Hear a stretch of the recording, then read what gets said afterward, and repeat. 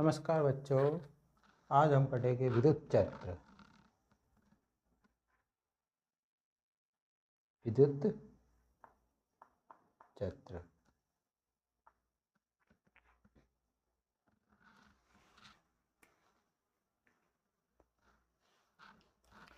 इसके अनुसार किसी आवेश के चारों ओर का माना एक आवेश है Q। इसके चारों ओर का वह क्षेत्र इसके चारों ओर का वह क्षेत्र जिसमें कोई अन्य आवेश रखने पर वह बल अनुभव करता है, वह विद्युत क्षेत्र कहलाता है। जैसे एक आवेश Q है, इसके पास में एक Q0 आवेश रखते हैं, देन यह Q0 आवेश अपने ऊपर एक बल अनुभव करेगा, यानी कि इस आवेश Q का विद्युत क्षेत्र इस Q0 तक होता है। जैसे आपने देखा होगा कि एक चुंबक होती है, इस प्रकार से एक चुंबक होती है जिसमें एक N पोल और एक S पोल होता है। ये N और S पोल जो होता है, आप इसके पास में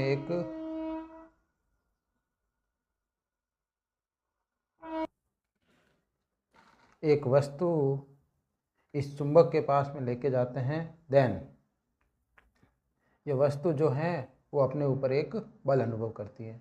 जैसे एक लोहे का टुकड़ा है, एक लोहे का टुकड़ा है, इस लोहे को टुकड़े को आप चुंबक के पास में लेके जाते हैं तो यह चुंबक की ओर आकर्षित होता है।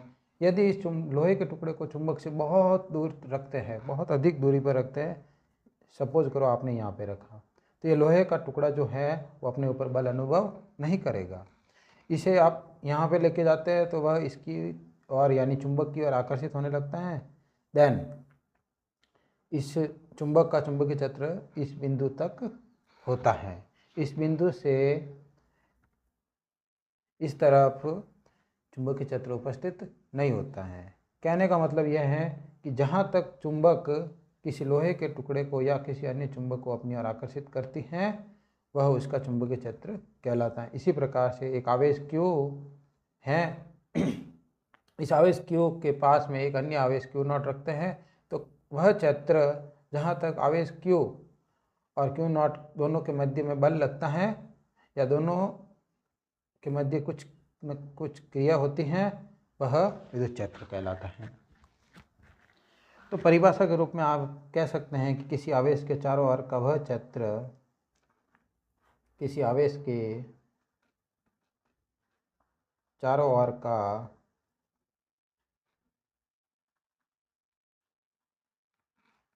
वह क्षेत्र जिसमें कोई अन्य आवेश रखने पर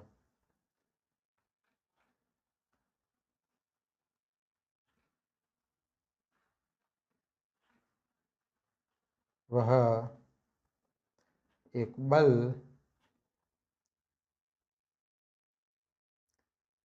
अनुभव करता है,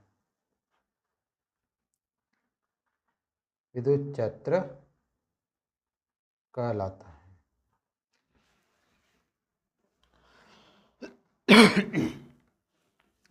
नेक्स्ट टॉपिक रहेगा अपना विद्युत क्षेत्र की तीव्रता।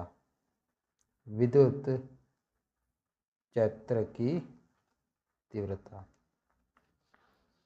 एग्जाम के पॉइंट ऑफ व्यू से विद्युत क्षेत्र की तीव्रता की जो डेफिनेशन है वो आपके लिए बहुत ही इम्पोर्टेंट है। विद्युत क्षेत्र की तीव्रता को आप इस प्रकार से समझ सकते हैं कि जो लगने वाला जो विद्युत क्षेत्र है, यानी Q0 आवेश पर जो विद्युत क्षेत्र लग रहा है वो कितना तीव्र है, उसकी इंटेंसिटी कितनी है, वो अपने ऊपर कितना बल अनुभव कर रहा है, वही विद्युत क्षेत्र की तीव्रता कहलाती है। तो परिभाषा के तौर पर आप देख सकते हैं कि विद्युत क्षेत्र में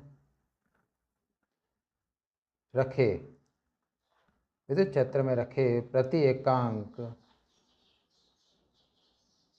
धनावेश पर लगने वाला बल, विद्युत क्षेत्र में रखे प्रति एकांक धनावेश पर लगने वाला बल विद्युत क्षेत्र की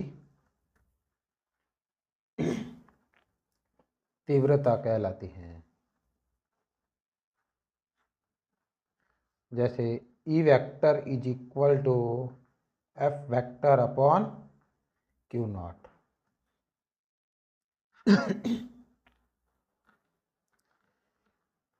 विद्युत क्षेत्र जो होता है इसमें दिशा ऊपर होती है, तो आप कह सकते हैं कि विद्युत क्षेत्र एक सदिश राशि होती है। तो विद्युत क्षेत्र एक कौन सी राशि होती है? सदिश राशि होती है। विद्युत क्षेत्र सदिश राशि होती हैं।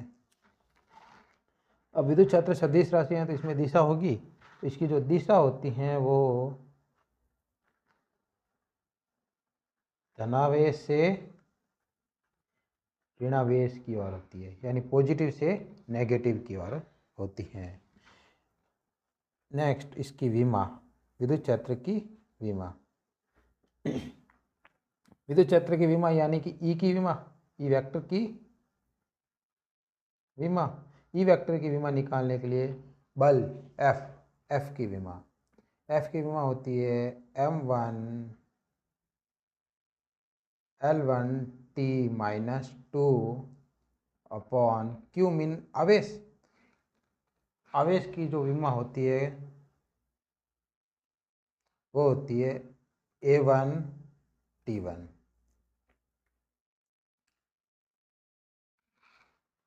सॉल्व करने पर हमें मिलता है m1 L1 T minus 3 A1।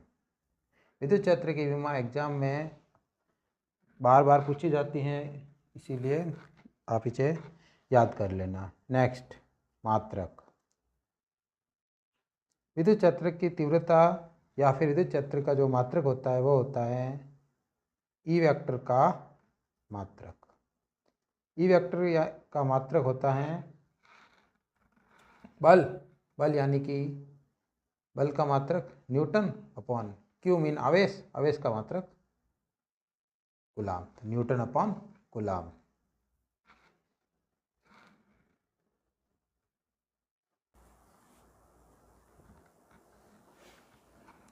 Next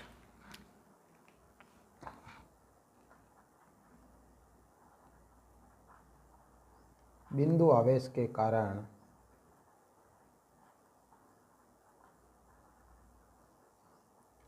बिंदु आवेश के कारण विद्युत क्षेत्र की तीव्रता। बिंदु आवेश के कारण विद्युत क्षेत्र की तीव्रता।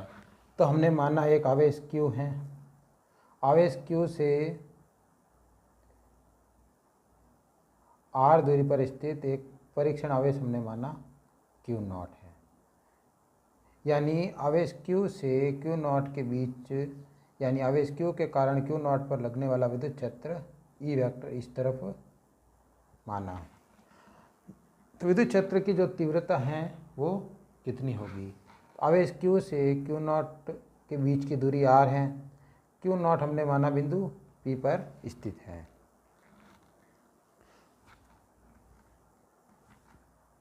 आवेश Q के कारण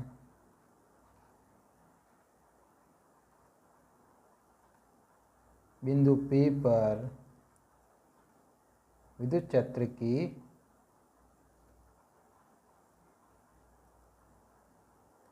तीव्रता ज्ञात करनी है। यानी कि हमें आवेश Q के कारण बिंदु P पर विद्युत क्षेत्र की तीव्रता ज्ञात करनी है।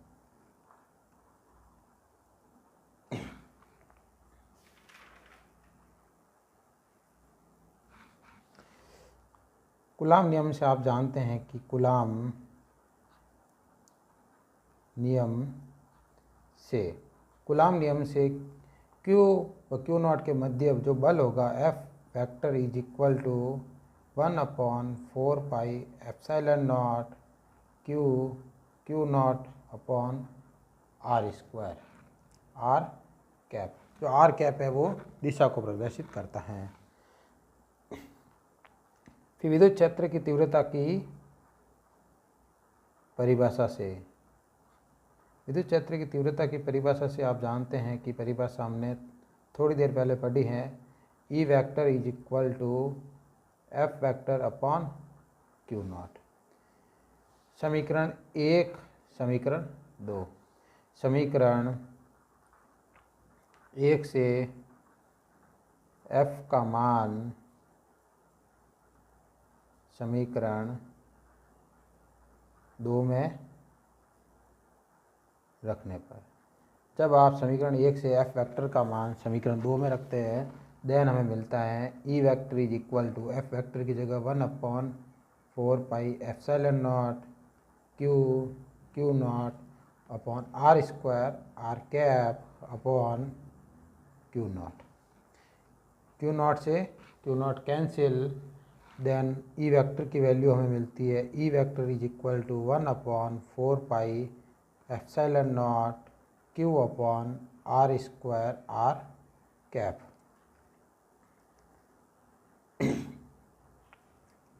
यानी आवेश Q के कारण बिंदु P पर जो विद्युत क्षेत्र की तीव्रता होती है उसकी वैल्यू होगी E vector is equal to 1/4 pi epsilon naught Q upon r square r cap.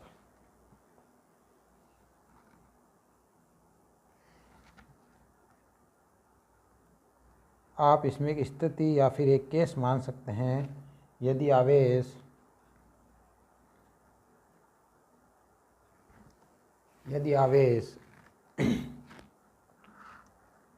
Epsilon r परावैद्युतांक वाले माध्यम में उपस्थित हो। यदि आवेश एप्सिलॉन r परावैद्युतांक वाले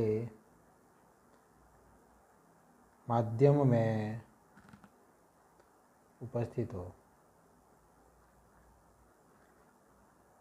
यदि एप्सिलॉन r परावैद्युतांक वाले माध्यम में उपस्थित हो, देन आप जानते हैं कि एप्सिलॉन इज इक्वल टू होता है epsilon naught epsilon r, then E vector is equal to होगा 1/4 pi epsilon r Q upon r square r cap.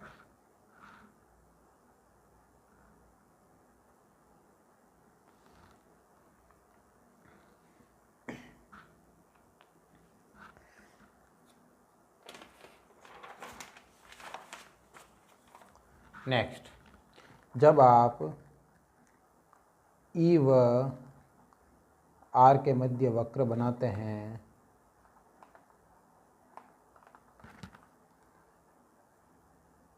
वह व्युत्क्रमानुपाती वक्र प्राप्त होता है। जैसे जैसे दूरी बढ़ाते हैं वैसे वैसे विद्युत क्षेत्र की तीव्रता का मान कम होता जाता है। जैसे जैसे दूरी बढ़ाता है वैसे वैसे विद्युत क्षेत्र की तीव्रता का मान कम होता जाता है।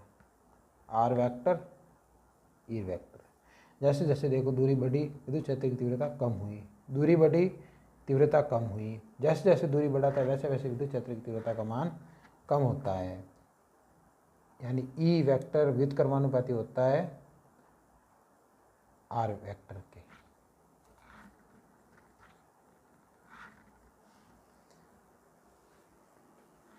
Thank you.